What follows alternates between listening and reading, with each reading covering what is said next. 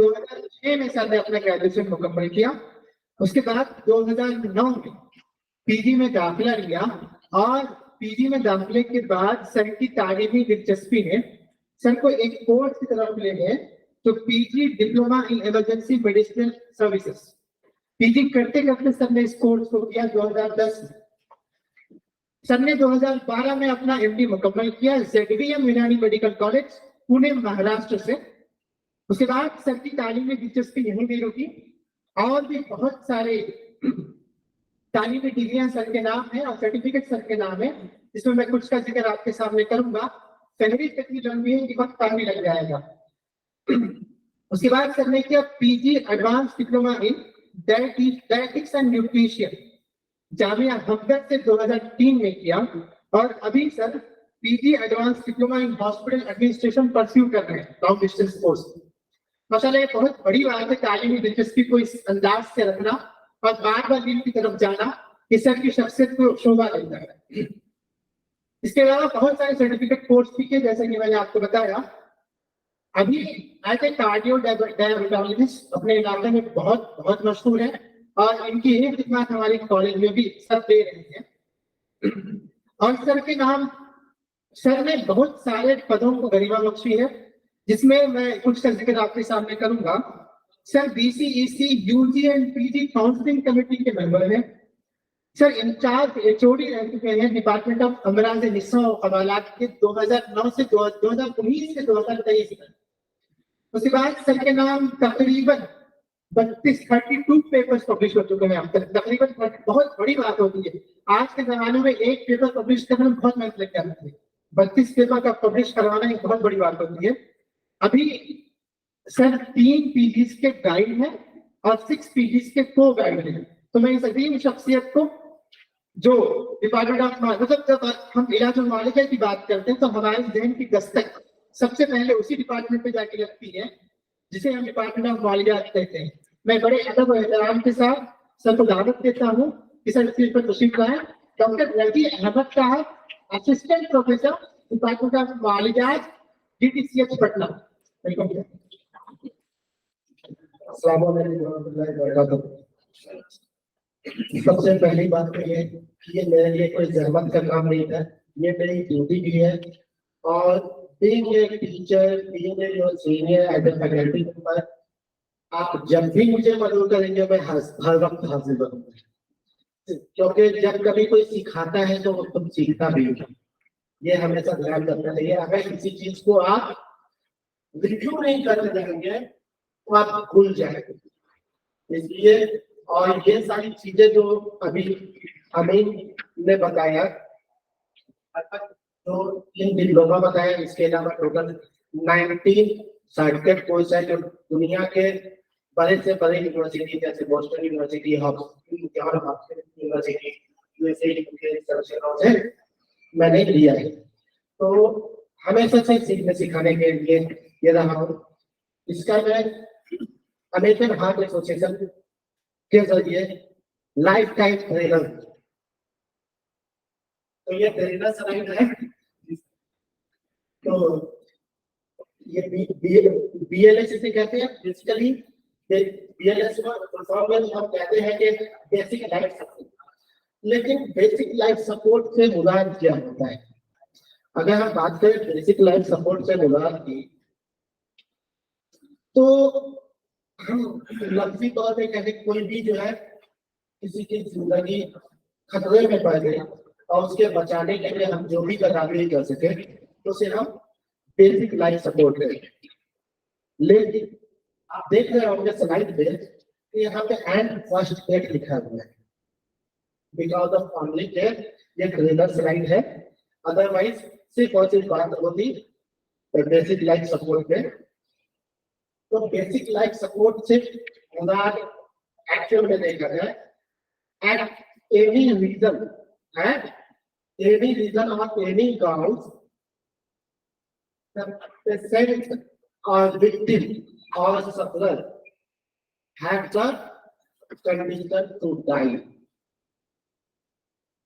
the condition to die. So what to do, how to do, and when to do. ये चीजें हमें जानना जरूरी है। अमूमन हमारे आयुष फैकल्टी के बच्चों में, तो बच्चों में इसके अलावा उनके गार्जियन में, जैसे आप लोग यहाँ फर्स्ट ईयर में आए और आपसे आपके almost relative, specially those family जिनमें इससे पहले के जनरेशन में डॉक्टर नहीं, ये एक्सपेक्टेशन हो जाता है कि अब बच्चा डॉक्टर हो गया, कहीं से भी दिखा के आएंगे, प्रिस्क्रिप्शन लेके आ जाएंगे आपके पास, आप पूछेंगे देखे ना क्या हुआ है। ये एकदम कॉमन सी चीज हो गई है। तो वो तो चलिए वहां पे आप इग्नोर मार सकते हैं, वहां पे कह सकते हैं कि अभी अभी तो मेरी एडमिशन हुई है, अभी मैं पढ़ा कहाँ हूँ या अभी पढ़ ही रहा हूँ। लेकिन किसी को आप अपने सामने मरते हुए कैसे छोड़ सकते हैं? सच है यार कि आप अपने घर में हैं या आप अपने घर के बाहर रोड में हैं, आप कहीं के रोड में है, मॉल में है, कहीं ट्रैवल कर रहे हैं और सडन कोई कोलैप्स होकर गिर गया, सडन कोई कोलैप्स होकर गिर गया, वैसी सूरत में आपका फर्ज बनता है क्या उसको किसी तरह से टैकल करें, बीइंग ए मेडिको। हालांकि ये सिर्फ मेडिको के लिए नहीं, आने वाले दिनों में, आने वाले 10-12 सालों में, 15 सालों में ये ऐसा हो जाएगा जैसे बहुत सारी कंट्री में आपने सुना होगा कि आर्मी की ट्रेनिंग जरूरी होती है, तो हर एक ग्रेजुएट और पोस्ट ग्रेजुएट के लिए कंपल्सरी हो जाएगा, आइडर वो किसी भी स्ट्रीम से हो, कंपल्सरी हो जाएगा कि they should know about BMS. ये इतना इम्पोर्टेंट है। अगर आप सब लोगों ने किसी अच्छे मॉल या फिर जो है एयरपोर्ट वगैरह पे ट्रैवल किया होगा तो आपने देखा होगा एक बॉक्स बना रहता है, वहां पे एक लाल कलर का हार्ट बना हुआ होता है, इस तरह का चेम्बर बना हुआ होता है, वो बेसिकली बीएमएस का एक पार्ट है। तो कब इसको कहाँ पे जरूरत पड़ जाती है हम नहीं जानते हैं, इसलिए बीएमएस जानना बहुत ही जरूरी है। तो जैसा मैंने बताया कि कहीं पे कोई सडन गिर गया, अनकॉन्शियस हो गया, ठीक कहा गया, तो वैसी सूरत में हमें क्या करना है? तो आप सबने हाँ, बहुत सारी चीजों में सुना होगा कि आप स्टार्ट कीजिए एबीसी से, एबीसीडी से स्टार्ट कीजिए तो चीजें बेहतर हो जाएंगी। यहाँ भी वही है, यहाँ भी एबीसी ही है। अगर आप बी पे पहुंच गए तो डेट है, अगर आप बी पे पहुंच गए तो डेट है, अदरवाइज एबीसी ही है। A for airway, B for breathing and C for circulation. A for airway, B for breathing and C for circulation. But चूंकि 2010 से पहले एक हुआ करता था एबीसी, लेकिन 2010 में अमेरिकन हार्ट एसोसिएशन ने बहुत सारे स्टडीज के बाद इस एबीसी को सीएबी कर दिया, जो कि हम सब ओला से बुक करते हैं कैट सीएबी। वो किस लिए हुआ है? स्टडी में ये पाया गया कि हमारी बॉडी में जो आप सब लोग जो मेल से आए हैं वो और जो ब्रीदिंग करके फर्स्ट ईयर में देखी है, तो आपको पता होगा कि हमारी बॉडी में जो टोटल लंग्स कैपेसिटी है वो अबाउट 6 लीटर, अबाउट 6 लीटर की है, जबकि टाइटल वॉल्यूम 500 ml की है। तो साथ ही साथ देखिए तो ऑक्सीजनेटेड ब्लड जो है हमारी बॉडी में जब जो कार्डियक आउटपुट के जो मिलता है हमें 5 लीटर ओवरऑल 1 मिनट में, about 5 litre, not everyone has the similar but about 5 litre. तो जो कार्डियक आउटपुट होता है तो ऑलमोस्ट सारे के सारे ऑक्सीजनेटेड होते हैं, जो वेनस पार्ट वाले होते हैं वो डीऑक्सीजनेटेड होते हैं, लेकिन कोई बात करें कार्डियक। तो ऐसी कोई कंडीशन जिसमें सडन कोलैप्स कर गया है, उसकी हार्ट की एक्टिविटी नहीं हो, उसकी हार्ट की एक्टिविटी नहीं हो रही है, तो ब्लड तो ट्रैवल ही नहीं कर पाएगा ना। ब्लड अगर ट्रैवल नहीं कर रहा है तो वो ऑक्सीजनेटेड ब्लड होने का ही क्या मतलब हो जाएगा? वो तो हमारी मेजर जो ऑर्गन है, जो आजाए वैसा हम बीमारी में कहते हैं, उसको तो मिल ही नहीं पाएगा। और जब किसी ऑर्गन को ऑक्सीजन अगर नहीं मिले स्पेशली अगर बात करूँ ब्रेन और हार्ट की, तो मैक्सिमम वो 4 मिनट से, उसके बाद वो ऑर्गन नेग्रोज होने लगेगा, ऑर्गन के साइंस नेग्रोज होने लगेंगे, उस ऑर्गन की डेथ हो जाएगी। तो उस 4 मिनट के पीरियड में हम क्या कर सकते हैं, यही है सीएपी। इसीलिए सी फॉर सर्कुलेशन पहले रखा गया कि पहले सर्कुलेशन बढ़ाएंगे, ऑक्सीजनेशन प्रोडक्ट तो मौजूद है, पहले सर्कुलेशन बढ़ाएंगे। ओके, तो अगर आगे हम बात करें उसके लिए ये जो सारे इंट्रोडक्शन ये सब डिफिनेशन वाली बात, ये सारी चीजें अपनी जगह होती रहती है। You should know how to implement it and when to implement it. तो बेसिक ट्रूथ में आप इसमें भी देखिए 4 minute without something any permanent damage, without oxygen, इसमें भी देखेंगे लिखा है। तो 4 मिनट तक आपकी जो वाइटल ऑर्गन है, वाइटल ऑर्गन कौन से है, वाइटल ऑर्गन कौन से है, हार्ट, ब्रेन, लंग्स। तो 4 मिनट तक ये सर्वाइव कर सकता है विदाउट ऑक्सीजन। 4 मिनट के बाद इसमें ये डैमेज हो जाएगा, इसकी नेग्रोज होकर डेथ हो जाएगी। तो वैसे सोचते हैं इसमें सबसे शॉर्टर टाइम जो है, अगर आइडियल टाइम देखा जाए तो ब्रेन है ओनली 3 मिनट। ओवरऑल एवरेज तीनों का निकाल के 4 मिनट दिया गया, बट ब्रेन है ओनली 3 मिनट। और अगर एक बार ब्रेन इंजरी हो गई, एज यू ऑल नो कि हमारे सारे बॉडी का जो भी, चाहे वो मोटर फंक्शन है, चाहे वो सेंसरी फंक्शन है, मैकेनिकल एक्शन है, या फिर जिस तरह की भी एक्शन है, कंट्रोल बाय द सेंटर। अगर मैं बात कर रहा हूँ, ये हमारा रोजगार एरिया इंडिकेट कर रहा है। अगर हमारा हार्ट चल रहा है, एक कंट्रोल पे भी चल रहा है, वो भी कार्डियक एक्सेलरेटरी और इनहिबिटरी एरिया के ऊपर डिपेंड कर रहा है। अगर हमारा कितनी फिल्ट्रेशन कर रहा है, तो वो भी हमारे ऑटोनॉमिक सिस्टम के ऊपर जो है, रास सिस्टम को कंट्रोल कर रहा है, इसकी वजह से हो रहा है।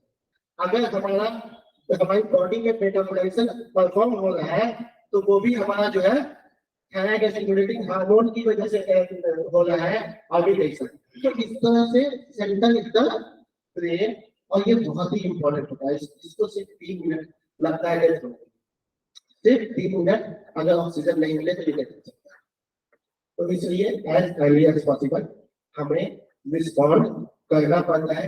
एक स्टैटिस्टिक है कि अगर आप 4 मिनट के अंदर किसी को ऑक्सीजन सर्कुलेशन नहीं सप्लाई करवा पाते हैं, तो ऐसी सूरत में इनकी ऑर्गन जो है ब्रेन डेथ पक्का है। और ब्रेन डेथ हो गया तो वो कोमेटोज, अगर हार्ट आपने चालू नहीं कर लिया तो कोमेटोज पहले दिन में नहीं पाएगा। इस तरह के कुछ एक दो एग्जांपल आपको बताता हूँ। आप सबने एक मूवी देखा होगा, लास्ट में बेबी पैदा होता है, रोता नहीं रहता है। तो ऐसा क्यों है कि उसको रुलाने के लिए, या कोई भी बच्चा पैदा हो रहा है तो कि इमीडिएट कराई किया क्यों, ऐसा क्यों, कोई बता सकते हैं? ये ऑक्सीजन इनहेल कर सके और जिससे उसका जो पेटेंट डक्टस है वो क्लोज हो सके, अदरवाइज उसे हाइपोक्सिक इंसेफ्लोपैथी हो जाएगा और बच्चा फिर वो किसी काम का नहीं। ठीक है, तो इसलिए ये भी अंत में आने से पहले टोटल 1012% पे एक स्टडी की गई थी। इस तरह से जिनको इसकी जरूरत थी, बीएलएस की जरूरत थी, कार्डियोपल्मोनरी रिससिटेशन की जरूरत थी, और उसमें से सिर्फ 8 लोगों को बचाया जा सका। Why? Because of time. Because of time. तो हमें इसको परफॉर्म करने में टाइम का भी बहुत इम्पोर्टेंट रोल प्ले करता है। टाइम भी हमें ध्यान में रखना पड़ता है। तो अगर बात करें बीएलएस की, तो बीएलएस में बेसिकली 2 वजह से, आइदर रिस्पिरेटरी अरेस्ट की वजह से और आइदर कार्डियक अरेस्ट की वजह से होता है, जहाँ पे हमें कार्डियोपल्मोनरी रिसब्स्टिट्यूशन करना पड़ता है, CPR। आप लोगों ने नाम सुना होगा CPR, कार्डियोपल्मोनरी रिसब्स्टिट्यूशन की जरूरत होती है। वही बेसिकली BLS वही है कि कार्डियोपल्मोनरी रिसब्स्टिट्यूशन। तो ये बेसिक वजह जो है मोटे मोटे तौर पे इसमें दो ही है, या तो उसको कार्डियक अरेस्ट हुआ है या उसको रिस्पायरेटरी अरेस्ट हुआ है। हम सब लोग लाइफ में हो सकता है, ज्यादातर लोग एक्सपीरियंस इसलिए हो गया कि बहुत तेजी में कुछ खाना चॉप कर दिया। क्या खाना होती है वो 10 से 30 सेकंड के अंदर। तो अगर ये थोड़ा सा लंबा चला जाए तो हम गिर जाएंगे, बेहोश हो जाएंगे। अगर सिर्फ और सिर्फ ये 1-1.5 मिनट तक भी चला जाए तो हम गिर जाएंगे, बेहोश होकर, ये तो हाइपोक्सिया। अगर 3 मिनट से ऊपर गया साफ, ठीक है। तो मैंने ये दो चीजें होती है मेन वजह। अब भी ये कार्डियक अरेस्ट के बहुत सारे काम हो सकते हैं, रिस्पायरेटरी अरेस्ट के बहुत सारे काम हो सकते हैं, जिसमें से एक कॉज बने होता है शॉक। तो इस तरह से बहुत सारे काम हो सकते हैं। इसलिए जब आप सब कभी डॉक्टर बनेंगे, जब भी 8 से 5 साल 6 साल बाद जब डॉक्टर बनेंगे, तो आप बहुत सारे पेशेंट का हो सकता है आपको डेथ सर्टिफिकेट इशू करना पड़े। डेथ सर्टिफिकेट में कॉज ऑफ डेथ दो लिखना है, एक इमीडिएट कॉज ऑफ डेथ और दूसरा होता है डायग्नोस्ड केस, जिसकी वजह से उसे ये इमीडिएट कॉज ऑफ डेथ दे सकते। तो हमेशा याद रखना, इमीडिएट कॉज ऑफ डेथ में कार्डियोपल्मोनरी अरेस्ट होता है। आइदर आपसे कार्डियो अरेस्ट नहीं, कार्डियक अरेस्ट नहीं, आइदर आपसे रिस्पायरेटरी अरेस्ट नहीं, लेकिन इसको छोड़ के इमीडिएट कॉज ऑफ डेथ इसका कुछ नहीं है। चाहे पैथोलॉजी कुछ भी हो, वो कोविड से बना, वो किडनी फेलियर की वजह से बना, वो डायबिटीज की वजह से बना, वो अदर वजह से बना, लेकिन immediate cause of death always cardiopulmonary arrest ही होता है। तो जब कभी भी किसी को कार्डियोपल्मोनरी अरेस्ट होता है तो वैसी सूरत में हमें क्या करना है, CPR करना है, कार्डियोपल्मोनरी रिसब्स्टिट्यूशन। दोबारा से उसको रिसब्स्टिट्यूट करना है, स्टार्ट करना है, उसको फंक्शनेबल बनाना है। और इसका मेन मकसद क्या होता है, हार्ट की एक्टिविटी को बहाल करना, ऑक्सीजनेट करना, ताकि वो खुद से ब्रीथ कर सके, कॉन्शियस लेवल गेन कर सके। इसका क्लासिकल सीन मिलेगा, जैसे चल रहा है, बात कर रहा है, बदल रहा है, करंट हो जाता है, वो कहाँ पे है, क्या है, वो मैं कहते हैं। और किसी भी एज में ये हो सकता है, ये जरूरी नहीं है कि ये इधर ये एक्सप्लोर ये जो है किसी भी एज में कहीं पे भी डेवलप हो सकता है, because of any spike of SA node or AB node or somewhere other generating node। बहुत सारे ऐसे रिदम होते हैं हार्ट के जो अदर साइड से भी जनरेट हो जाते हैं। जैसे एक चीज होता है, ये लोग थोड़ा सा जानते हो, सुप्रा वेंट्रिकुलर टेक्निक। ऐसे नोड से AB नोड से आप लोगों ने पढ़ा होगा, ऐसे नोड से AB नोड से तो इस तरह से चल रहा है। लेकिन वेंट्रिकल के ऊपर से शायद एक एब्नॉर्मल कंडक्शन जनरेट होने लगता है, उसकी वजह से हार्ट रेट 200, 230, 240, 250। अब किसी चीज को, एक ये बॉटल है, आप कितना भी तेज या कितना भी स्लो फीलिंग करेंगे तो एक मीडियम टाइम होता है फिल करने, एक मीडियम टाइम होता है, एवरेज टाइम होता है कि ये इसमें पानी भर रहे हैं तो हमें 30 सेकंड में फिल हो जाता है या 1 मिनट में फिल हो जाता है। ठीक उसी तरह हमारा हार्ट क्या है, एक बार फिल होता है तो फिल होने के बाद ही ब्लड कम होता है ना। जब पूरी तौर पे फिल हो जाता है उसको हम क्या कहते हैं, इन डायस्टोल, उसको हम कहते हैं इन डायस्टोल। तभी वो उसमें फोर्स जनरेट करता है, नेगेटिव फोर्स जनरेट करता है, फोर्स ऑफ कॉन्ट्रैक्शन डेवलप होता है और फिर ब्लड को हार्ट से इजेक्ट आउट करता है। और जब पूरे शरीर में प्रेशर के जरिए, जिसको हम ब्लड प्रेशर के नाम से जानते हैं, उसके जरिए फैलता है, ट्रेवल करता है, राइट। तो उस फोर्स को बहाल करना होता है ताकि बॉडी में सर्कुलेट हो सके, वो बॉडी में ट्रेवल कर सके, वो डिफरेंट ऑर्गन को जा सके।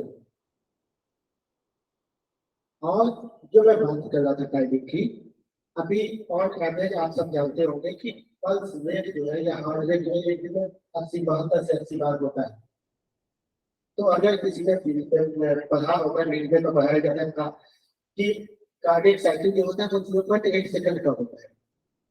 तो वो 0.8 सेकंड में 0.3 सेकंड जो है वो वेटिंग टाइमिंग होती है और 0.5 सेकंड जो है वो फीलिंग टाइमिंग होती है।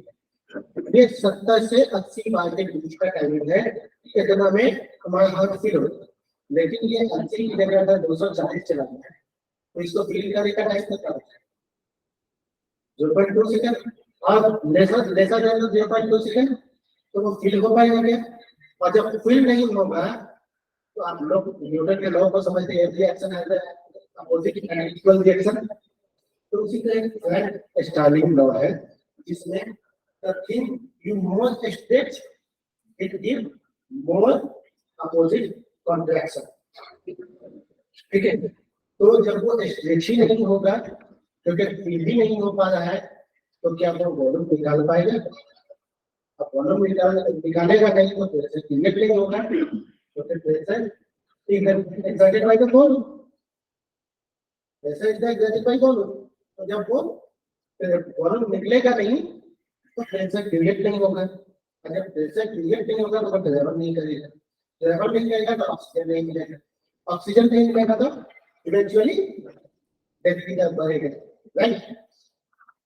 तो इसीलिए हम सीधे बात करेंगे, ये सब कार्डियक और इलेक्ट्रोपल्मोनरी काउंटर्स है। होता है किसी को हार्ट फेलियर होता है, किसी को डिस्फेरिया होता है, किसी को कार्डियक टेम्पोरेट होता है। ये सब पार्ट आपके लिए थोड़ा सा टफ हो जाएगा, इसको मैं आम भाषा में बता देता हूँ। लोग कहते हैं हार्ट अटैक आ गया वो बीमारी है, हार्ट फेल हो गया वो तो हार्ट फेल है। जैसे बेसिकली इसमें होना चाहिए हार्ट बना। जो हमारे हार्ट में 3 तरह की एक्टिविटी होती है, वो क्या होती है? इलेक्ट्रिकल एक्टिविटी होती है, जो कि ऐसे वगैरह जो बताया अभी। तो उसमें गड़बड़ी होने पे वो हार्ट ब्लॉक कंडीशन को शो करता है, दुनिया की कंडीशन को शो करता है, जैसे दुनिया की कंडीशन को शो करता है। अगर इसके हाइड्रोफ्लोरिक एसिड जो ब्लड आया और निकला उसमें गड़बड़ी हो गई तो वो फेल्योर के कंडीशन। और जो हार्ट का जो चेम्बर्स, जो हार्ट के जो चेम्बर्स है, तो वो पार्टिकुलर हार्ट के मसल्स, हार्ट मसल्स को जो कोरोनरी आर्टरी की जरूरत है, उससे जो उसमें उसकी आबादी मिल रही है, अगर उसमें कोई ब्लॉक आ गया तो उसकी वजह से हार्ट अटैक, इलेक्ट्रिकल फंक्शन की वजह से क्या हुआ बताओ? हाइड्रोफिलिक फंक्शन की वजह से क्या हुआ? फेल्योर। एंड मैकेनिकल फंक्शन की वजह से क्या हुआ? अटैक, ठीक है। MI equal to the heart attack, okay. और इन सब कंडीशन को ये जो इलेक्ट्रोलाइट इम्बैलेंस है वो लीड करता है। हाइपरकैलेमिया हो या हाइपर हाइपोकैल्सीमिया हो, क्योंकि ये देखेंगे आप हाइपोकैल्सीमिया और हाइपरकैल्सीमिया किसी भी इसमें सेल्स में फोर्सफुल कॉन्ट्रैक्शन अगर जनरेट होता है तो हमें डबल चार्ज केटायन की जरूरत है।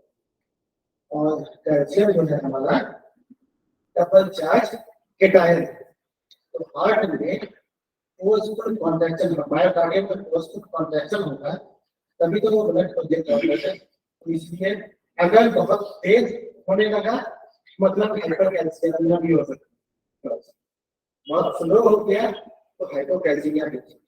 और हाइपरकैलेमिया का एक सीधा सीधा एग्जाम्पल समझ लीजिए कि अगर एक डॉक्टर किसी को टेस्ट करना देना चाहे तो कुछ नहीं, पोटेशियम क्लोराइड का लेकिन फुल टाइम यूज करो, वो विधि के मिनट कितना सिर्फ वन टाइम। ठीक है, ओके। देन पल्मोनरी कॉज हो जाएंगे, पल्मोनरी वो रिस्पायरेटरी फेलियर, एयरवे ऑब्स्ट्रक्शन, ये आरडीएस, ये रिस्पायरेटरी फेलियर। आप जैसे आपने इसमें देखा हार्ट फेलियर में, तो वैसे ही लंग्स की फेलियर हो जाता है। फेलियर से मतलब क्या है, उसकी जो उसकी एक्सपेंड ऑफ करने की कैपेसिटी, यानी जो इंस्पायरेशन और एक्सपायरेशन की कैपेसिटी, इनहेल एंड एक्सहेल की कैपेसिटी है, वो फेल हो जाए, इसे हम कहते हैं रेस्पिरेटरी फेलियर। दूसरा ऑब्स्ट्रक्शन, एयरवे ऑब्स्ट्रक्शन। अब ये एयरवे ऑब्स्ट्रक्शन होते बहुत तरह से, एक एग्जांपल मैंने आपको दिया था चौकी, वो भी तो ऑब्स्ट्रक्शन ही है, कुछ खा रहे थे वो चौकी। इसके अलावा छोटे बच्चों में शायद आप लोग जानते होंगे, 1 साल से कम उम्र के बच्चों में जो head to tongue proportional ratio होता है, टंग बड़ा होता है। नॉर्मली 1 साल से ऊपर के जो बच्चे होते हैं और एडल्ट तक में हेड टू टंग प्रोपोर्शनल जो रेशियो होता है उस वो नॉर्मल होता है, लेकिन ये इसमें छोटे बच्चों में टंग बड़ा होता है। तो टंग बड़े होने की वजह से समटाइम बच्चे सोते हुए में क्योंकि उनका ब्रेन इतना एक्टिवेट नहीं होता है, तो सोते हुए में टंग होल्ड करके ये मुद्दा को हवा करना है, और इसकी वजह से ऑक्सीजन की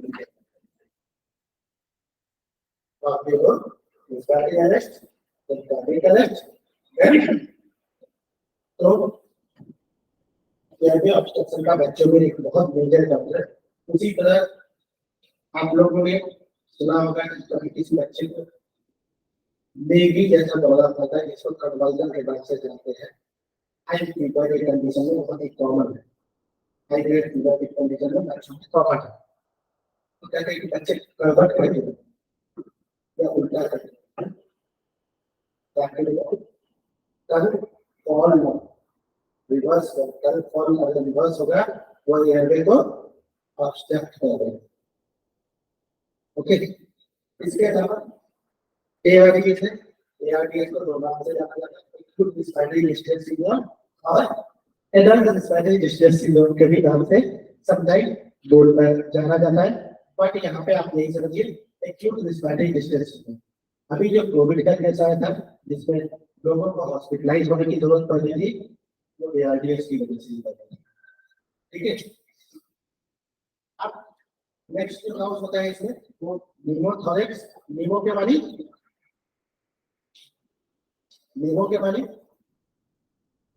गैस, निमो के मानी गैस, और थोरेक्स यानी थोरेक्स में हवा का भर जाना। निमो के मानी बेसिकली हवा के ही, ठीक है। तो ये निमोथोरेक्स है, तो ये आपका क्वेश्चन यहाँ पे आना चाहिए कि ऑलरेडी तो लंग्स में हवा ही भरी है, तो फिर ये क्या नियम हो गया जिसकी वजह से इसका पल्मोनरी अरेस्ट हो जाएगा। एक्चुअली इसमें क्या है कि निमोथोरेक्स हमारा जब हवा होता है तो सांस के जरिए हम लेते हैं, ये हम एल्वियोलाई तक पहुंचाते हैं, यानी पैरेंकाइमा ऑफ लंग्स तक पहुंचाते हैं। जबकि ये जो निमोथोरेक्स है ये थोरेसिक कैविटी में तो होता है, लेकिन पैरेंकाइमा आपको लंग्स लेते नहीं करता है, क्योंकि अगर पैरेंकाइमा ऑफ लंग्स में चला जाएगा तो फिर उसका डिफ्यूजन एंड कन्वर्जन का काम चलता रहेगा, उससे वो हील करेगा। तो जब कभी भी आपके इंट्राथोरेसिक है लेकिन इंट्रापिलुरल नहीं, इंट्राथोरेसिक है बट इंट्रापिलुरल नहीं है, तो वैसी सूरत नहीं, वहां जाके वो एक प्रेशर क्रिएट करेगा जिससे लंग्स क्या एक्सपेंशन कम हो जाएगा। इसी वजह से जो लाइफ थ्रेटनिंग कंडीशन होती है उसको क्लासिफाइड किया गया है टेंशन न्यूमोथोरेक्स। जो थोरेसिक वॉल है उस पे टेंशन पैदा करता है, जिसकी वजह से जब हम सांस लेते तो हमारा चेस्ट का जो एक्सपेंशन होता है वो नहीं हो पाता है। रेस्ट्रिक्टिव डिजीज में आता है, रेस्ट्रिक्टिव डिजीज में आता है। और फिर ये अगर चेस्ट का एक्सपेंशन नहीं होगा तो अल्वियोलाई से गैस एक्सचेंज नहीं हो पाएगा, नतीजे में उसी तरह पल्मोनरी इम्बोलस, यहाँ पे पल्मोनरी इम्बोलस, इम्बोलस के बारे में हम लोग समझते हैं, इम्बोलस कहते हैं ये वर्ड बना है इम्बोलाइज। इम्बोलाइज जब कभी भी ब्लड के साथ ऑक्सीजन के मिलने की वजह से जो क्लॉट पार्टिकल बन जाता है, blood aggregation and inflammatory body की इन सब वजह से तो जो क्लॉट पार्टिकल बन जाता है तो उसको इम्बोलाइज कहते हैं। और ये जब कहीं पे जाके ऑब्स्ट्रक्ट कर दे तो वो इम्बोलस हो जाए। ठीक है, तो अगर पल्मोनरी सर्कुलेशन में हमारे इम्बोलस पैदा हो जाए तो जो पल्मोनरी वेन के जरिए ऑक्सीजनेटेड ब्लड आ रहा है हमारे हार्ट में और हार्ट से फ्लूइड जिसमें फैल रहा है वो आ पाएगा क्या? नहीं। दैट्स व्हाई पल्मोनरी इंफेक्शन पैदा हो जाता है इसकी वजह से। और फिर जो हीटर पॉइंट है वो होता है। उसी तरह कुछ इसके जो मेनली पल्मोनरी इम्बोलिज्म के जो काउज होते हैं वो जो ऊपर में तीनों जो दिया हुआ procedure, pulmonary artery catheterisation, cardiac catheterisation and surgery.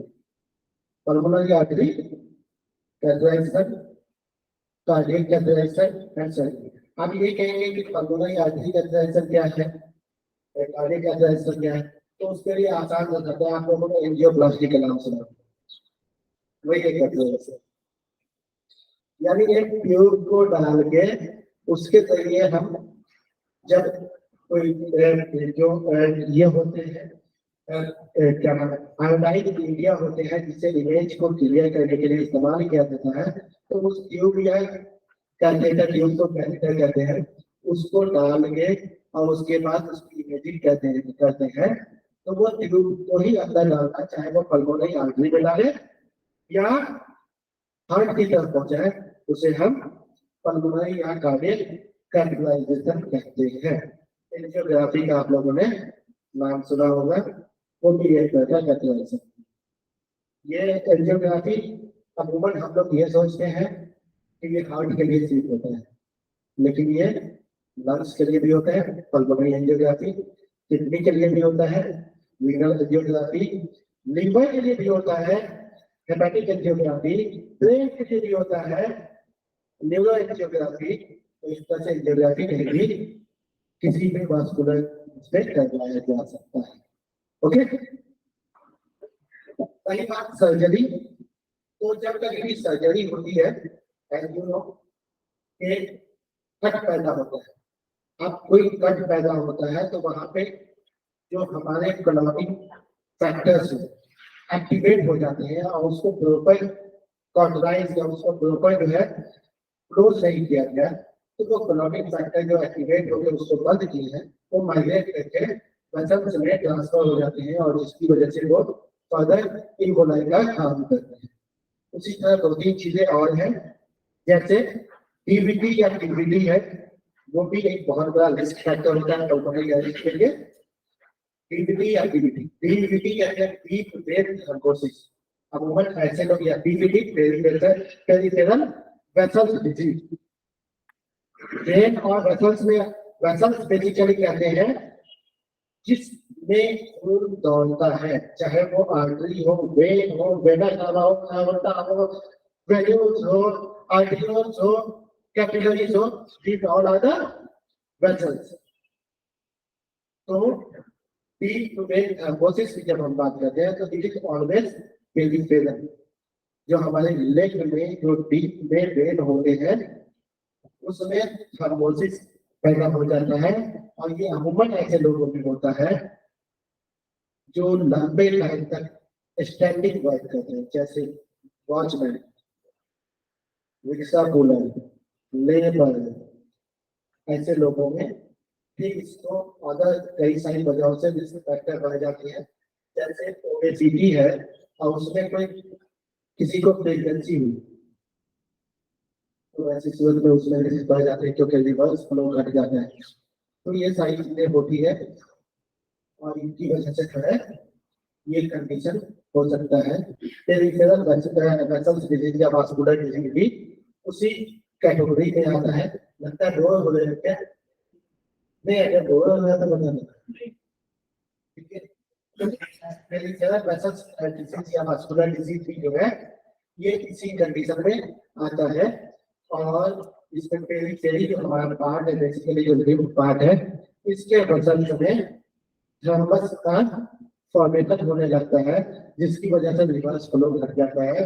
और तो फिर किसी पार्टिकुलर टाइम में वो माइग्रेट करके हार्ट और लंग्स तक पहुंच जाता है। समटाइम ये स्ट्रोक का काउज बनता है, समटाइम ये एट्रियल फिब्रिलेशन का काउज बनता है, समटाइम ये एमआई का काउज बनता है। ये सब बहुत ऊपर की चीजें हैं अभी आती है। तो ये सारी इसके काउज हो जाते हैं। अब अगर हम बात करें इसमें चेन ऑफ सर्वाइवल, तो चेन ऑफ सर्वाइवल की अगर बात करें तो सबसे पहला जो हमारा है कि अर्ली टू रिकॉग्नाइज, यानी कोई अगर सडन गिर गया, सडन बेहोश हो गया, तो हमें रिकॉग्नाइज जल्दी से जल्दी पता करना है कि वो कार्डियक अरेस्ट की वजह से हुआ है या रिस्पायरेटरी अरेस्ट की वजह से हुआ है। क्योंकि अगर कार्डियक या रिस्पायरेटरी दोनों में से किसी वजह से होगा तो वैसे सूरत में क्या होगा, हम अर्ली सीपीआर स्टार्ट कर सकते हैं और जो एडवांस कार्डियक लाइफ सपोर्ट है उसके लिए हेड को मांग सकते हैं। फिर अगर जो है जल्दी हमने सीपीआर स्टार्ट कर दिया तो वैसे सूरत में अर्ली डिफिब्रिलेशन हो जाएगा और फिर हार्ट ये स्टार्ट होगा। फिर पोस्ट रिसब्सिटेशन, उसको हायर सेंटर रेट से उसका काउंस पता लगा के उसके काउंस को ट्रीट करेंगे। तो ये चेन ऑफ हमारा सर्वाइवल होता है। इसमें अब हमें करना क्या है, यहाँ से हमें चेक करना। सबसे पहले हम जब भी कोई ऐसा सीन आता है, कोई ऐसा केस देखते हैं हम कहीं पे कि कोई सडन कोई पर्सन सडन कोलैप्स हो, हमारा सबसे पहला ये क्या होना चाहिए कि उसके पास पहुंचते ही उससे बात करने की कोशिश कर रहा है, उसकी रिस्पॉन्सिवनेस चेक करने की कोशिश कर रहा है, वो अनकॉन्शियस तो नहीं है ये चेक करना है। और उसके लिए क्या करना है, उसे कहेंगे हे आप ठीक है, एक्चुअली जो टर्मिनोलॉजी है हे आर यू ओके, जो वेस्टर्न वर्ड अपना दिए, जो अमेरिकन हार्ट एसोसिएशन ने स्टैंडर्ड दिया वो वर्ड है हे आर यू ओके। तो उससे सिर्फ इस तरह से बात नहीं करनी, एक आदमी इधर आधे या पीछे तो भी अगर हम तो जैसे ही हम उसके पास पहुंचेंगे तो क्या करेंगे कि उसको वो कोलैप्स हो गया सीधा करेंगे और सीधा करने के बाद सीधे उसके हम इतना करने से हमें ये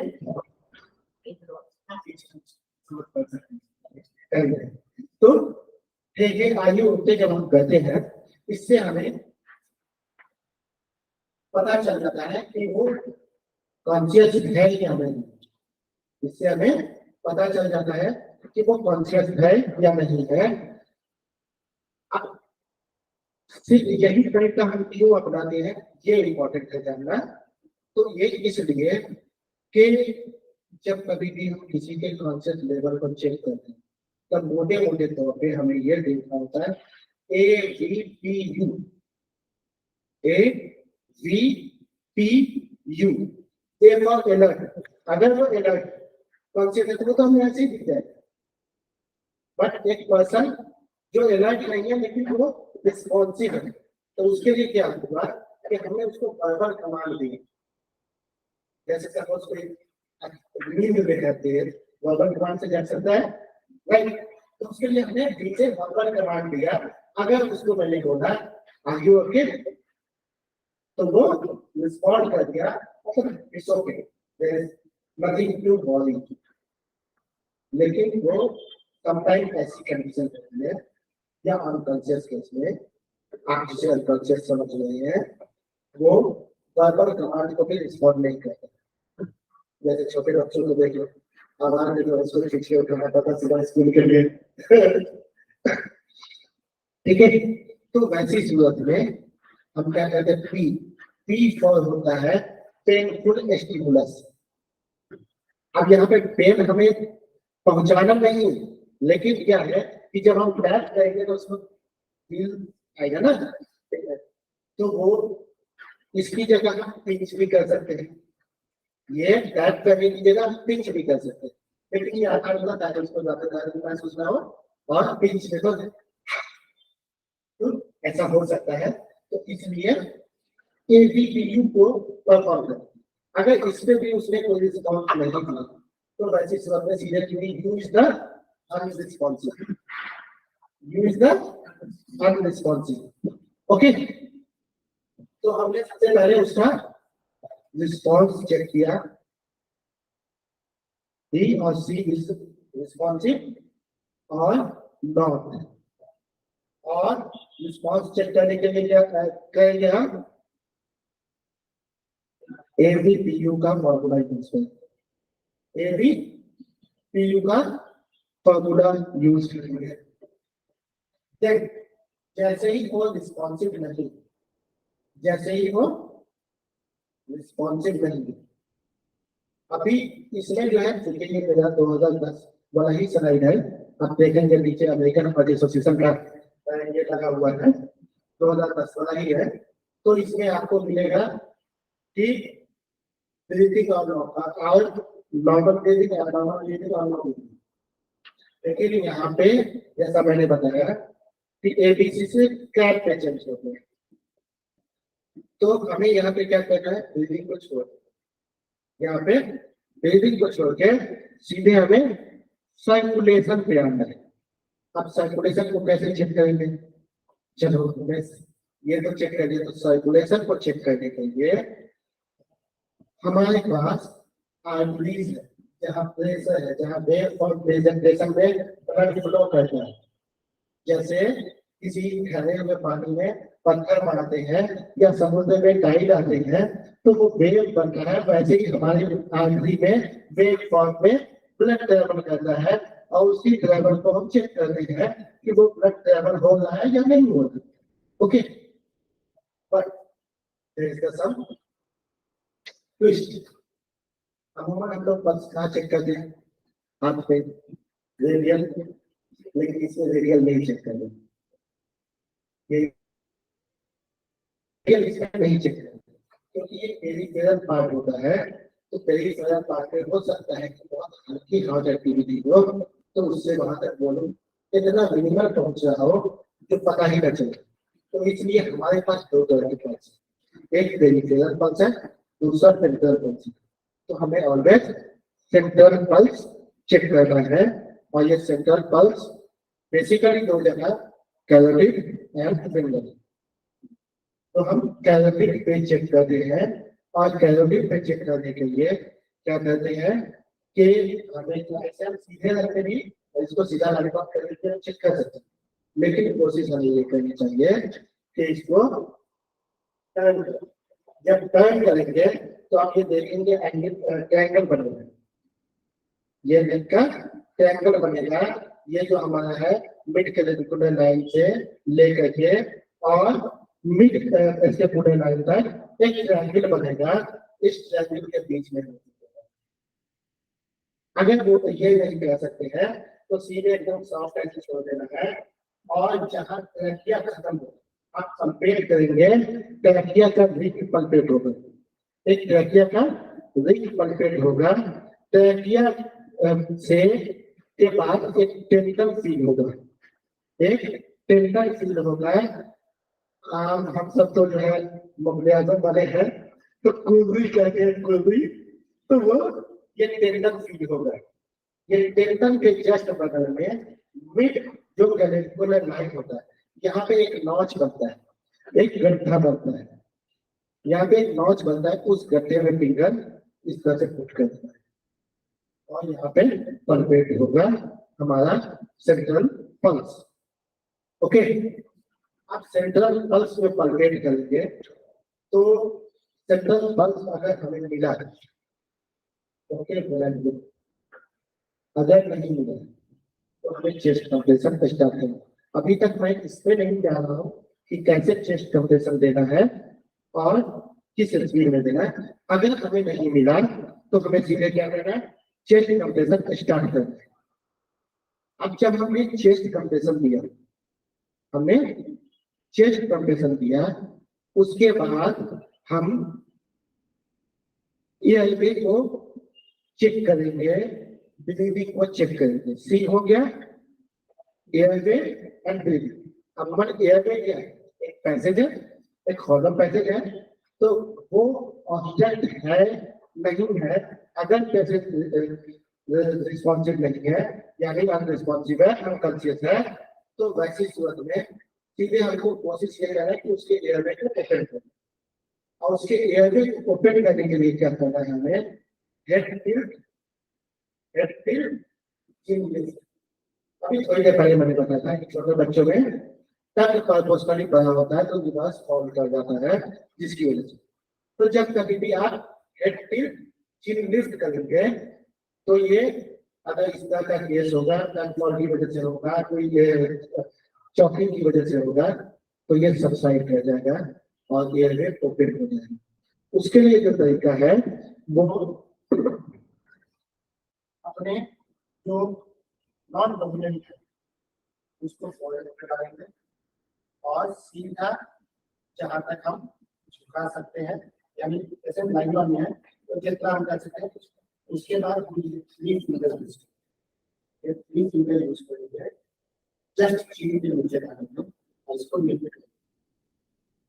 बैठा हुआ है इसलिए ये ज्यादा एक्सटेंड हो पा रहा है, जब लेटा हुआ रहेगा तो ये एक्सटेंड ज्यादा नहीं करेगा, हल्का करेगा और चीन से मैक्सिमम लिफ्टिंग हम जो कर सकते हैं वो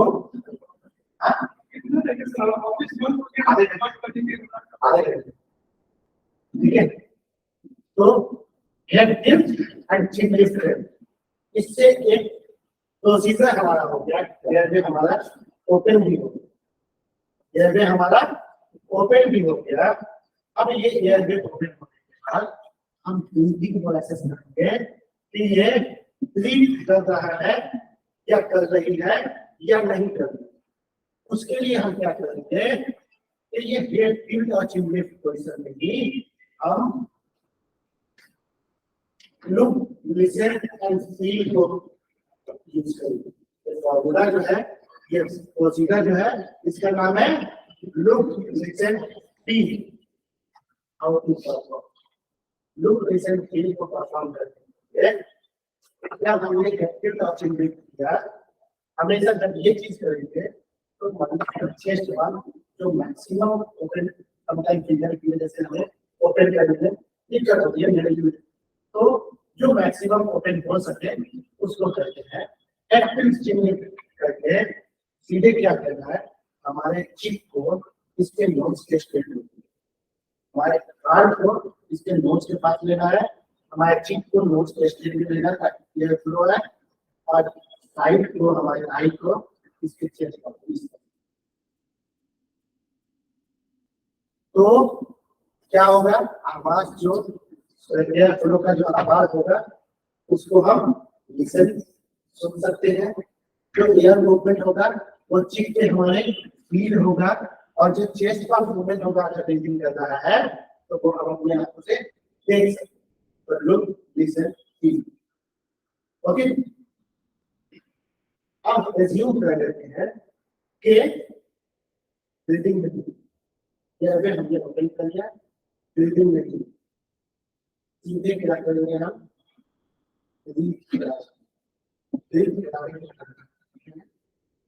जिसमें फिल्मों वाला अगर देखें तो माउथ टू माउथ होता है, लेकिन प्रैक्टिकल लाइफ में इसको क्या इन्फेक्शन है डोंट नो। अभी कोरोना ने तो हमें और कुछ सिखा दिया है कि कब इसको कौन सा अपर रिस्पिरेटरी इन्फेक्शन है कि लोअर रिस्पिरेटरी इन्फेक्शन है कौन सा। तो माउथ टू माउथ हम अवॉइड करते हैं, और अगर माउथ टू माउथ अवॉइड करते हैं तो फिर देखिए ऐसे अचानक से मेरे पास कुछ हेल्थी तो होता है, अच्छा होता है इसको।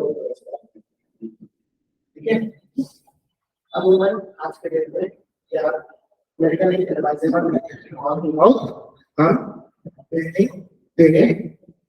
माउथ टू माउथ ब्रीदिंग को अवॉइड करके लेने के लिए किसी टाइप के मास्क आते हैं। अब हर जगह मास्क ऐसी कंडीशन में अवेलेबल नहीं होगा, तो आपके पास मोदी तो मौजूद होगा, आपके पास नहीं है तो आप में से किसी के पास हो सकता है, जो लोग आपके आसपास में होंगे उससे हैंकी लेके आप देन वहां पे बात कीजिए। ठीक है, चलिए अब आते हैं हम प्रोसीजर पे। प्रोसीजर पे है जो बीएमएस के कंपोनेंट है वो उसमें आप देखेंगे तो जैसे ही आप ऐसा कोई पर्सन मिला, आपने चेक फॉर रिस्पॉन्स किया, चेक फॉर रिस्पॉन्स किया, लेकिन आप किसी ऐसी जगह पे जाएंगे खुद जहाँ पे बमबारी हो रही है उसकी वजह से हो, तो सबसे पहले अपने आप की सेफ्टी इंश्योर करें। ठीक है, कहीं पे आग लगा हुआ हो, कहीं पे कोई पानी में डूब रहा हो तो आप भी डाइट उतर जाइए बचाने के लिए। तो पहले हमें अपना सेफ्टी इंश्योर करना है, देन उसका रिस्पॉन्स चेक करना है, उसके बाद और हेल्प करना है, then aerate and ventilate breathing. तो ये तो बात हो गई इसकी। अब चलिए देखते हैं हम बताते हैं कि कैसे कैसे कौन सा प्रोसीजर ये है। देखिए कोई पर्सन गिरा सडन फॉल होकर गिरा, सपोज के कोई बिजली के खंभे पे वहां से गिरे, कोई छत की दीवार टूट गई और उसकी वजह से गिर गए, तो जो दीवार टूटी है आगे भी गिरने के चांसेस है ना। तो ऐसा नहीं है कि वो जब वहां पे बेहोश हो गया तो वहीं पे आपने एटलीस्ट उससे कुछ मिनट की दूरी पे हटाएंगे। पहले अपनी सेफ्टी, देन जो विक्टिम है या जो पर्सन है उसकी सेफ्टी को इंश्योर करेंगे। उसके बाद हम जो है जब कभी भी उसकी सेफ्टी को इंश्योर करते रहेंगे तो हमें स्पाइन ट्रॉमा का स्पेशल ध्यान, क्योंकि अगर किसी को स्पाइन ट्रॉमा है, सपोज किसी को सर्वाइकल इंजरी है, सर्वाइकल फ्रैक्चर है और उसको आपने विदाउट स्पाइनल स्टेबलाइजेशन मूवमेंट दे दिया, नतीजे में वो क्वाड्रिप्लेजिया डेवलप कर देगा, चलना पे काम नहीं करेगा। और ये एक मूवी में बड़े अच्छे से दिखाया गया जिसका नाम है गुजारिश। ऋतिक रोशन ऐश्वर्या राय उसकी नर्स रहती है, ऋतिक रोशन क्वाड्रिप्लेजिया और वो गुजारिश करता है कि ताकि वो सुसाइड कर सके क्योंकि वो किसी काम का नहीं करता। ठीक है, तो क्वाड्रिप्लेजिया डेवलप हो जाएगा, तो आपको स्पाइन स्टेबलाइजेशन का ध्यान रखना है। जैसे ही आपने देखा, आपने इंश्योर किया अपना सेफ्टी, पेशेंट की सेफ्टी, उसके बाद ask the patient, response check कर रहा है, क्या कहते हैं, are you okay, are you okay, tap and sound, tap and sound, are you okay. अगर रिस्पॉन्ड किया बहुत अच्छी बात है, आगे फर्दर प्रोसीड करने की आपको नहीं रिस्पॉन्ड की तो आप चूंकि आपको टाइम बाय करना है, इसलिए आप ऑलरेडी चिल्ला करके लाउडली किसी को भी बोल सकते हैं, इमरजेंसी और हेल्प के लिए बोल सकते हैं कि हेल्प की जरूरत है, आगे सपोर्ट की जरूरत है, तो इसको हम लोग अगर इसकी भाषा में बोले तो कहा जाता है call for help and get aid, call for help and get aid. Call for help से मतलब क्या होता है, क्योंकि एड जो है अभी स्टार्ट में मैंने बताया एक बॉक्स बना हुआ होता है, छोटा नॉन बटन रखा है, छोटा सा मशीन रखा हुआ होता है, हाथ बना हुआ होता है, तो उसे कहते हैं एड, ऑटोमेटेड एक्सटर्नल डिफिब्रिलेटर। उसको अगर देखा जाए तो एक लेमैन भी चला सकता है, बस अगर थोड़ी सी टूटी फूटी इंग्लिश आनी चाहिए तो वो मशीन खुद बताता है क्या कहते हैं, वो ऐसी मशीन है खुद बताता है कि क्या कहना है। तो इसलिए तो call for help and get AED, अगर एईडी मौजूद है तो कहीं के आसपास में, अगर आपके हॉस्पिटल में आपने चेकिंग में ऐसा हो रहा है एक्टिवेट इमरजेंसी मेडिकल सिस्टम, ताकि जल्दी से जल्दी उसको ट्रेन करके उस पर एक्ट किया जा सके।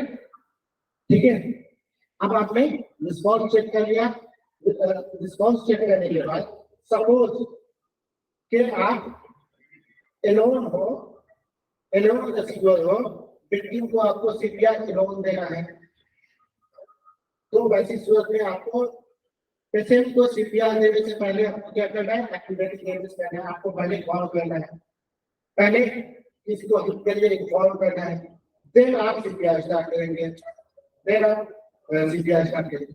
अगर आप 2 लोग हो, 3 लोग हो, 4 लोग हो, तो वैसी सूरत में आप सीपीआर स्टार्ट करो, एनोडर पर्सन को बोलो कि आप एक्टिवेट ईएमएस कीजिए, यानी इमरजेंसी मेडिकल सिस्टम को एक्टिवेट कीजिए और डिफिब्रिलेटर जो बात शुरू में मैंने बताया एबीसी से कैद हो गया, उसके क्या में मौजूद है कि वो क्यों हुआ।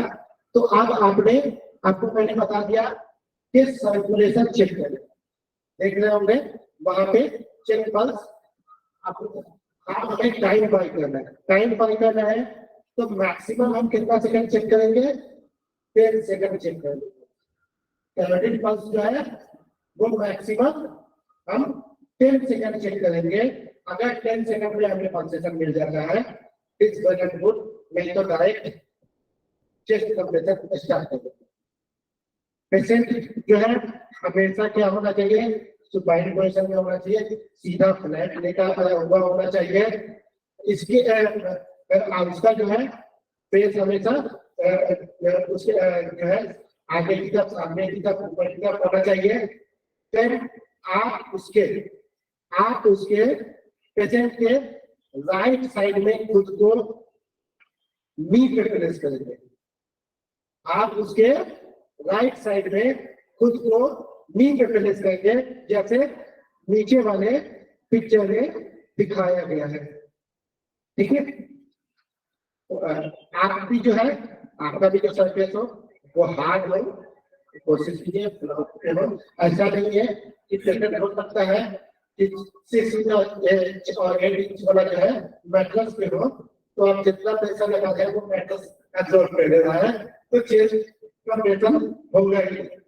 तो इसलिए हार्ड एंड फर्म सरफेस होना चाहिए ताकि जो कंप्रेशन आप लगा रहे हैं वो कंप्रेशन प्रॉपर इसके आपने अपने आप को नी पे बैंड किया, नी पे बैंड करने के बाद अपने दोनों हाथों को इस तरह से जो भी आपका डोमिनेंट हैंड है इस तरह से जो डोमिनेंट, अगर आपका ये डोमिनेंट हैंड है लेफ्ट है तो इस तरह से जोड़ेंगे, अगर आपका राइट डोमिनेंट हैंड है इस तरह से जोड़ेंगे। इसके बाद अपने हाथ को एक्सटर्नल जो है सीने का जो मिड लाइन है यहाँ पे प्लेस करेंगे, कहाँ से आपके हील को यहाँ प्लेस करेंगे, ये इस तरह से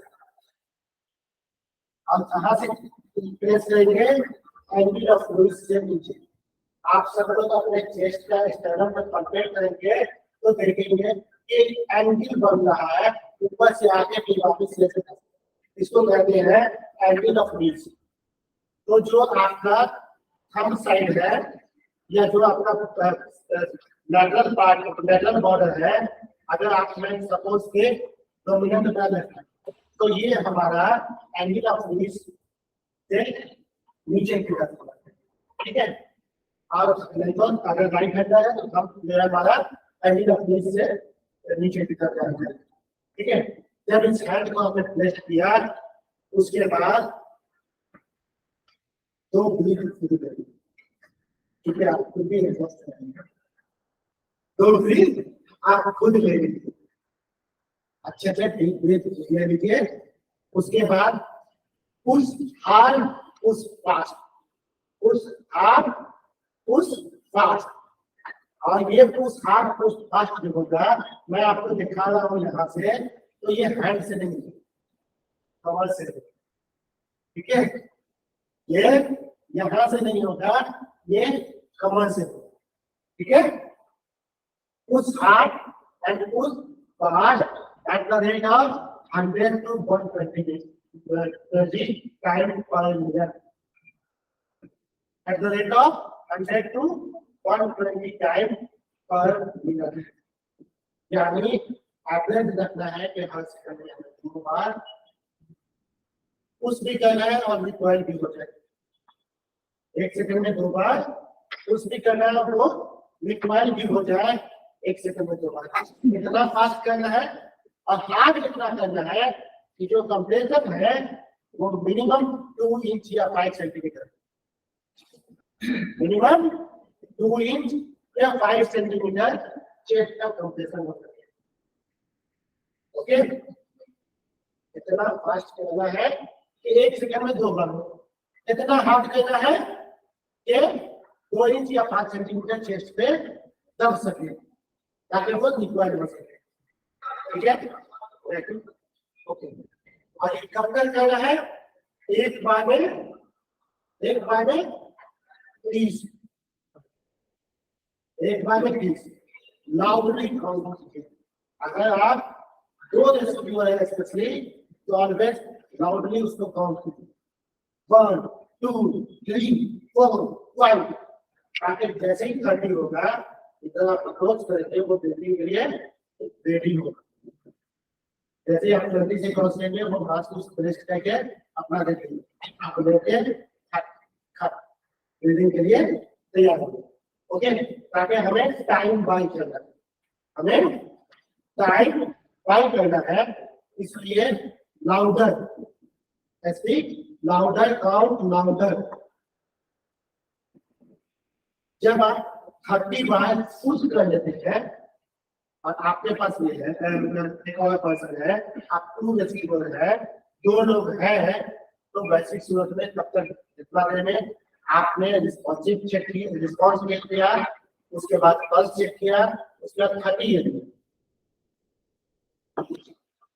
5 सेकंड आपको लगा रिस्पॉन्स चेक करने में, 10 सेकंड आपको लगा पल्स चेक करने में, 15 सेकंड आपको लगा चेक करने में, कुल मिला के हो जाते हैं, कुल मिला के हो जाते हैं 30 सेकंड। इतने देर में अगर दूसरा रेस्क्यू आपके पास है तो वो हल्ला मचा के आ जाए या आ जाना चाहिए, ठीक है। आप देना है तो ब्रीदिंग देने के लिए हेड टिल्ट और चिन वो तो कर रही है, साथ में अगर मास्क मौजूद है तो वैसी सूरत में हम ईसी टेक्निक का यूज करते हैं। अभी आपको दिखाता हूँ,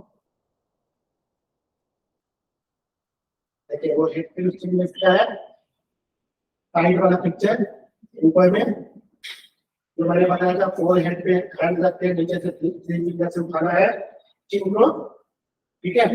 अगर भी किसी एयरवे ऑब्स्ट्रक्शन है तो हेलमेट मैनुअल करना है, उसके लिए दिखाया हुआ है। और ऊपर वाला पिक्चर में आप 2 पिक्चर एक जैसा देखेंगे, एक पीछे से लिया गया है, यहाँ से दिखा रहा है, एक ऊपर से लिया गया आगे से दिखा रहा है। एक्चुअली वो वहां पे बताने के लिए कोशिश है, हमें जो थ्रस्ट मैनुअल करना होगा when a person is suspected to the cervical spine injury.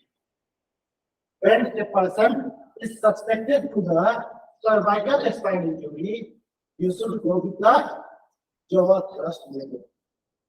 इसमें क्या होगा कि दोनों हाथों से आपको हेड टिल्ट नहीं करना है, दोनों हाथों से दोनों चक्रा को इस तरह से खोलना है, दोनों हाथों से दोनों फिंगर यहाँ पे चीन के नीचे दोनों साइड में लगाना है और थंब से लोअर वेंट्रिकल को ओपन करना है। ये एक वाली चीज है, भूल जाना है। If you are suspecting there is a cervical spine injury, okay. तो ये एक्टिव चीज क्या, उसके बाद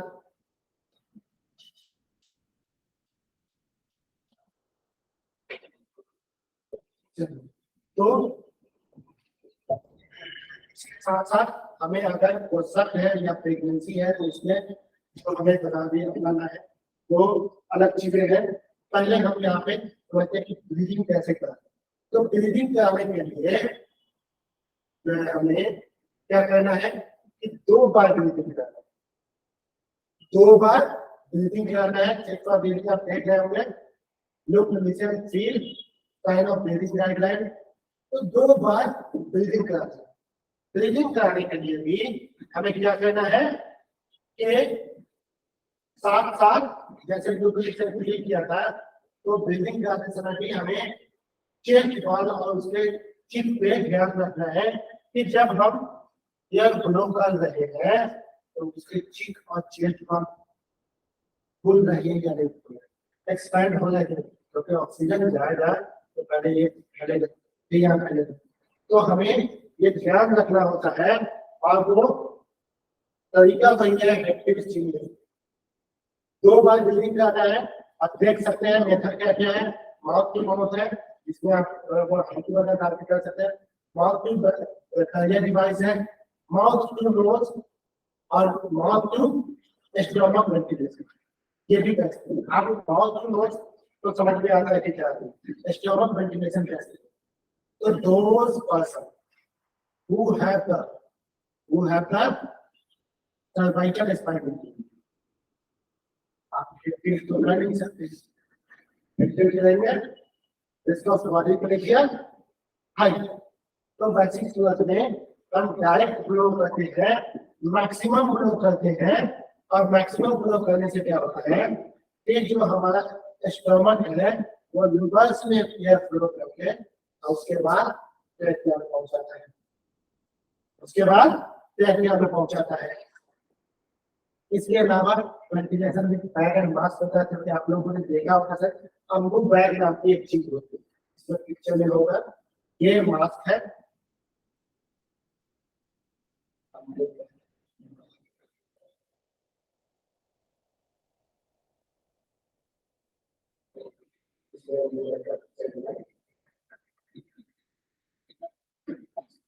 तो 2 बार ब्रीदिंग लेना है और दोनों बार ब्रीदिंग से पहले खुद फुल डीप ब्रीथ लें। दोनों ब्रीदिंग को मिला के जो है आपका 5 सेकंड में खत्म हो जाना चाहिए। दोनों ब्रीदिंग को मिला के 5 सेकंड में खत्म हो जाना चाहिए। एक बार जो ब्रीथ का टाइमिंग होगा वो 1 सेकंड से ज्यादा नहीं, एक बार जो इंस्पायर करने का टाइम होगा वो 1 सेकंड से ज्यादा। उसी में फुल फ्लो दे रहा है, अगर मुंह से दे रहे हैं तो ओवरऑल जो ब्रीथ कराते हैं वो हम 8 से 10 ब्रीथ पर मिनट के लिए कराते हैं। और जैसे ही ब्रीथ हुआ, 2 बार जैसे ही ब्रीथ हुआ हम क्या करेंगे, नंबर 1 पर्सन जो है अगर डबल है तो चेस्ट कंप्रेशन रीस्टार्ट कर देगा। और रीस्टार्ट तब तक रहेगा जब तक के पेशेंट आपका कॉन्शियस लेवल गेन न कर जाए या फिर डेथ कंफर्म ना हो जाए या फिर एईडी ना हो जाए। इसमें सिर्फ हमें एक चीज का ध्यान रखना होगा कि हर 5 साइकिल पे आप 2 रेस्क्यूअर है तो हर 5 साइकिल पे अपने पोजीशन को चेंज करें। हर 5 साइकिल पे अपने पोजीशन को चेंज कर देना है, क्योंकि एक अकेला लगातार चेंज लोकेशन नहीं दे सकता है, वो एग्जॉस्ट हो जाएगा तो वो पावर लिमिट इंटीग्रेट कर पाएगा। और ये 5 साइकिल ओवरऑल 2 घंटे होगी। ये 5 साइकिल ओवरऑल 2 मिनट में कंप्लीट हो जाना चाहिए। आपने उधर देखा 30 सेकंड हुआ था, 5 सेकंड में ब्रीथिंग देना है, 35 सेकंड में आपका एक साइकिल हो गया। लेकिन अगला साइकिल से जो है, जो आपने 15 सेकंड इनिशियल रिस्पॉन्सिवनेस है कॉल फॉर हेल्प और सेफ्टी इंश्योर करने के लिए दिया था, वो 15 सेकंड आप बाइक करें। पहली बार जो आपने चीजें की वो बाइक करने के 15 सेकंड, तो 35 सेकंड में से 15 सेकंड घट गया, तो अगला जो है आपका 4 साइकिल कितना देर में हो जाएगा 100 सेकंड, यानी 1 मिनट 20 सेकंड और 35 सेकंड 1 मिनट 55 सेकंड। आपने बाइक कर लिया ना time. Okay, then come to the next. ये जैसा मैंने बताया कि जब तक या तो पेशेंट कॉन्शियसनेस गेन न करे या फिर एडी आ जाए या फिर डेथ कंफर्म हो जाए, तब तक कंटिन्यू कर रहे हैं। लेकिन यहाँ पे एक चीज थोड़ा सा ये कहना है कि आपको वो 5 साइकिल के बाद, हर 5 साइकिल के बाद एक बार पूरा असेसमेंट जो लुक लिसन टीम एंड रिपल्सेशन, इसको हर 5 साइकिल पे चेक करना है। हर 5 साइकिल पे चेक करना है कि रिस्पॉन्सिव हुआ कि नहीं, उसका रिपल्सेशन यानी सेंट्रल पल्सेशन आया कि नहीं, और ब्रीथिंग स्टार्ट हुआ कि नहीं। इस तरह से इसको हम कंटिन्यू करते हैं। अब सपोज कीजिए कि आपके पास एईडी आ गया, एईडी आ गया। इस तरह का एक डिवाइस होता है जिसमें एक छोटा सा मशीन होता है, उसका 2 पैड और वायर होता है। ये फैक्ट्री ऑपरेटेड होता है। इसको जैसे ही आता है, अगर जो जिस साइकिल में हम है, जिस साइकिल में है, अगर फर्स्ट साइकिल में, अगर हम फर्स्ट साइकिल में है तो वो पूरा 5 साइकिल कंप्लीट कर रहा है। लेकिन अदर साइकिल में फर्स्ट वो 5 सेट का जो साइकिल है, इसके बाद वाला कोई साइकिल चल रहा है, जहां पे आता है वहां पे आपको स्टॉप, जहां पे आता है वहां पे स्टॉप कर देना है। स्टॉप करते ही आपको क्या करना है, चेस्ट वाल ओपन करना है। चेस्ट वाल ओपन करने के बाद पैड को रेस्ट करना है। 2 पैड होता है, एक पैड आपका राइट साइड में स्टेरन से नीचे प्लेस होगा, दूसरा पैड आपका एक चेस्ट का जो मेन मेमोरी ग्लैंड है वहां पर रेस्ट होगा, जिसका पैड जो है मीडियम की तरफ रहेगा और इसका ये जो है जो साइड पोजीशन है वो लेटरल की तरफ। इस तरह से आप देख सकते हैं कि मैं दोनों पैड प्लेस कर रहे हैं वहां पे पिक्चर में। जो जब दोनों पैड प्लेस कर देंगे उसके बाद मशीन को ऑन करेंगे। मशीन को ऑन करेंगे।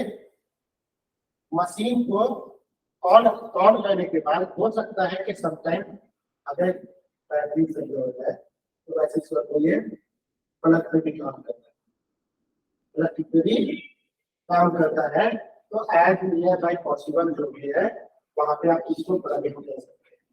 ठीक है, उसके बाद मशीन ऑन करना है। मशीन ऑन करने के बाद आप सबसे पहले एक क्लियर साउंड लेके क्या, clear clear clear, 3 bar clear clear clear.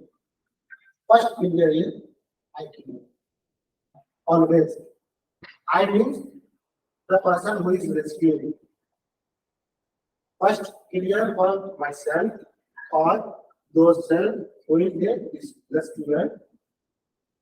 Second clear is आपके साथ वाला जो आपको less clear उसके लिए you clear, I clear, you clear. और अमूमन ऐसा होता है कि धीरे इकट्ठा हो जाता है, तो वैसे सूरत में और बस खत्म ही हुआ। वैसी सूरत में और क्लियर, क्यों? क्योंकि यहाँ पे इलेक्ट्रिकल सर्किट, तो अगर मरीज से कोई टच में रहेगा उसे भी झटका लगेगा, उसे भी झटका लग सकता है। इसलिए लाउडली से clear clear clear clear clear. Okay, then press the analyze button. Then press the analyze button, leave patient and press the analyze button. जैसे ही वो 10 सेकंड लेगा एनालाइज करने के लिए, एनालाइज करने के बाद बोलेगा दो चीज, analysis complete, result is solvable, या फिर बोलेगा analysis completed, it means non solvable, resume. जब नॉन सॉल्वेबल बोलेगा तो वो सारे